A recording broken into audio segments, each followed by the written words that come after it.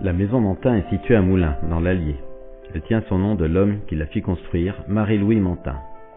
Du fait de l'interdiction de films ou de photos à l'intérieur, ce reportage sera légèrement différent des autres. Et vous verrez des photos sans droit d'auteur dans la seconde partie de la vidéo. Merci de votre compréhension. Devenu riche et âgé de 42 ans, Louis Mantin vit de nouveau à Moulins de façon bourgeoise. Il décide de détruire partiellement la maison familiale et avec l'aide des architectes René-Justin Moreau et Jean Bélisaire Moreau, d'en construire une nouvelle. Toujours entre l'ancien château des Ducs de Bourbon et ce qui deviendra plus tard le musée Anne de Beaujeu. Le projet de Louis Mantin est une demeure de style gothique, mais elle sera finalement un mélange de différents styles, avec une majorité d'éléments de type balnéaire. À l'intérieur, les boiseries, les décors néo-renaissance, les moulures en plâtre, les vitraux, les peintures de style Art Nouveau en font une demeure apparentée au château-villa très éclectique. Son équipement, avec un téléphone et une salle de bain avec une vraie arrivée d'eau, font qu'elle est en avance sur son temps. Marie-Louis Mantin va se mettre à voyager en Europe et à s'intéresser à l'histoire des Ducs de Bourbon. Il deviendra membre de la très active Société d'émulation du Bourbonnais et en deviendra même président à la fin de sa vie. Il deviendra un fin collectionneur d'art et de livres, en amassant près de 1400 livres dans sa bibliothèque personnelle. Passionné de peinture, de musique, de sculpture ou de lecture, il deviendra vite un connaisseur dans les arts et visite le Louvre, Venise, Florence, Rome et Naples. Les années passant, il décide d'écrire son testament, et celui-ci sera lourd de conséquences. Ses biens, innombrables, seront divisés en plusieurs parties. Tout d'abord, une proche et quelques amis recevront certains biens. Ensuite, plusieurs de ses livres seront envoyés à la bibliothèque de l'Ordre des avocats de Moulins. Troisièmement, à la cathédrale de Notre-Dame de Moulins, il fera don de quelques œuvres à caractère religieux et de 3000 francs de l'époque, somme importante en ce début du XXe siècle.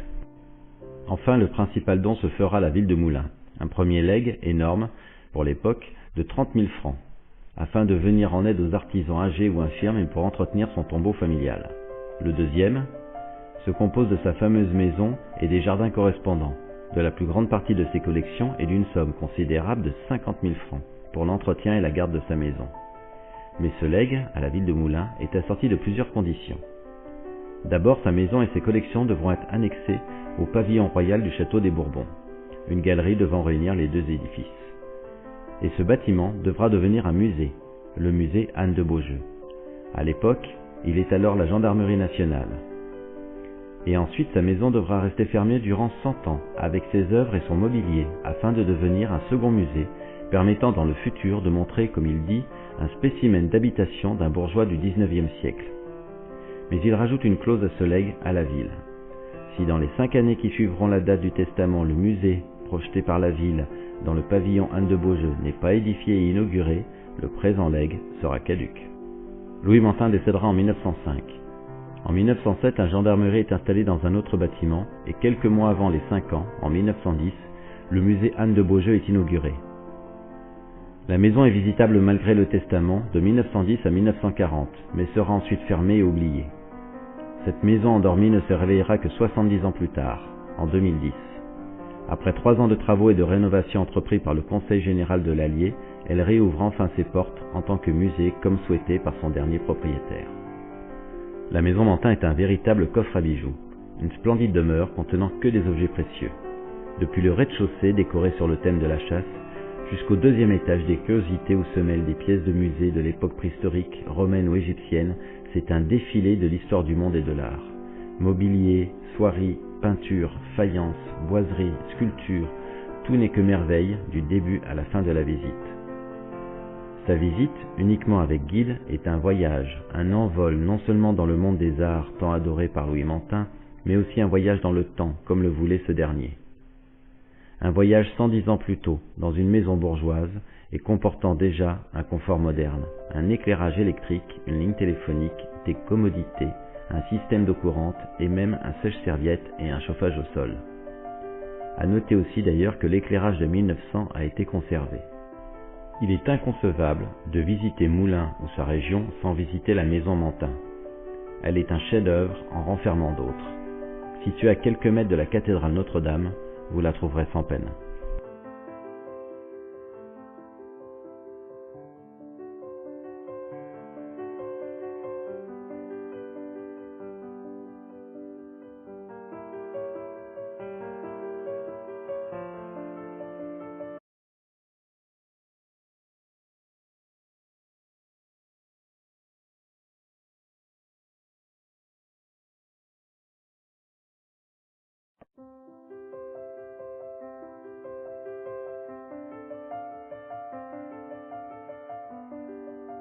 La maison Mantin est située à Moulins, dans l'Allier. Elle tient son nom de l'homme qui la fit construire, Marie-Louis Mantin. Du fait de l'interdiction de films ou de photos à l'intérieur, ce reportage sera légèrement différent des autres. Et vous verrez des photos sans droit d'auteur dans la seconde partie de la vidéo. Merci de votre compréhension. Devenu riche et âgé de 42 ans, Louis Mantin vit de nouveau à Moulins de façon bourgeoise. Il décide de détruire partiellement la maison familiale et avec l'aide des architectes René-Justin Moreau et Jean Bélisaire Moreau, d'en construire une nouvelle, toujours entre l'ancien château des Ducs de Bourbon et ce qui deviendra plus tard le musée Anne d'an 40, mais sera ensuite fermé et oublié. Cette maison endormie ne se réveillera que 70 ans plus tard, en 2010. Après 3 ans de travaux et de rénovation entrepris par le Conseil général de l'Allier, elle réouvre enfin ses portes en tant que musée comme souhaité par son dernier propriétaire. La maison Mantin est un véritable coffre à bijoux, une splendide demeure contenant que des objets précieux. Depuis le rez-de-chaussée décoré sur le thème de la chasse, jusqu'au 2e étage des curiosités où se mêlent des pièces de musée de l'époque préhistorique, romaine ou égyptienne, c'est un défilé de l'histoire du monde et de l'art. Mobilier, soieries, peinture, faïence, boiserie, sculpture, tout n'est que merveille du début à la fin de la visite. Sa visite, uniquement avec guide, est un voyage, un envol non seulement dans le monde des arts tant adoré par Louis Mantin, mais aussi un voyage dans le temps, comme le voulait ce dernier. Un voyage sans être annexé au pavillon royal du château des Bourbons, une galerie devant réunir les deux édifices. Et ce bâtiment devra devenir un musée, le musée Anne de Beaujeu. À l'époque, il est alors la gendarmerie nationale. Et ensuite, sa maison devra rester fermée durant 100 ans, avec ses œuvres et son mobilier, afin de devenir un second musée, permettant dans le futur de montrer, comme il dit, un spécimen d'habitation d'un bourgeois du XIXe siècle. Mais il rajoute une clause à ce legs à la ville. Si dans les 5 années qui suivront la date du testament, le musée, projeté par la ville dans le pavillon Anne de Beaujeu, n'est pas édifié et inauguré, le présent legs sera caduc. Louis Mantin décédera en 1905. En 1907, la gendarmerie est installée dans un autre bâtiment et quelques mois avant les 5 ans, en 1910, le musée Anne de Beaujeu est inauguré. La maison est visitable malgré le testament de 1910 à 1900 testament, et celui-ci sera lourd de conséquences.